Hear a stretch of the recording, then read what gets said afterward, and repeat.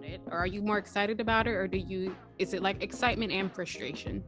It's both. Like, you get excited when you're like, or you're frustrated when you hit a roadblock, right?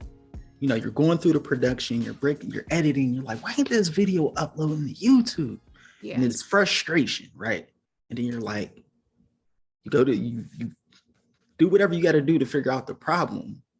And then within the problem, you're still making mistakes within the problem, right? Because you're like, okay, I did that and now it's still not working. So frustration. The next thing you know, it works.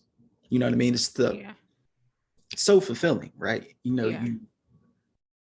That's how it's been through literally every step of this process, because neither one of us are, I have a little background in camera work, but neither one of us have worked in Hollywood or under, in media or nothing. Yeah. We're totally amateurs to this game. Absolutely amateurs. Yes. So like, everything is, well, now I understand a little bit more, but at one point everything was new.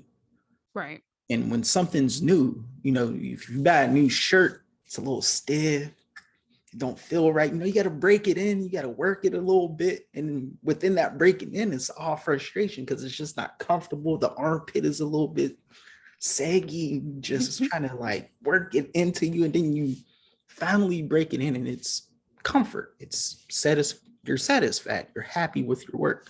Right. And yeah, so again, just to go back to your original question, it's frustrating and it's rewarding. I know it's so many emotions. It's so many. It is a roller coaster of emotions when you're like starting something new. Mm-hmm. But I think it's a roller coaster. And I think when you're going through stuff, not even when you're going through stuff, when you see people like experience success, whatever success means to you, a lot of the time we don't see everything that they went through to get to where they are.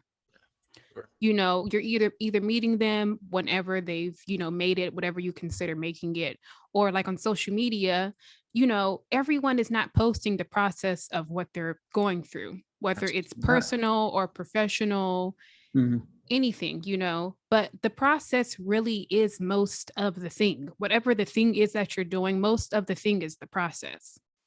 But I think we don't get to see that a lot unless we're like in it personally, or like you're a part of something where you're involved in the process. But really the process is most of the thing. Hey, look, this is how I like to think of it. Like, you're only new for a little bit, right? Right. Like, newness only lasts a while. And then if you want to go hop straight to the end, like the end is like the shortest amount of time. Like, you're only over for a little bit. So between those two things that are so far, process is in the middle. Like, you spend more time in process and learning and growing and development than you do being new or done. You know what I mean? Yeah. So process is everything. Yeah. And process is time. Oh yeah. It's time.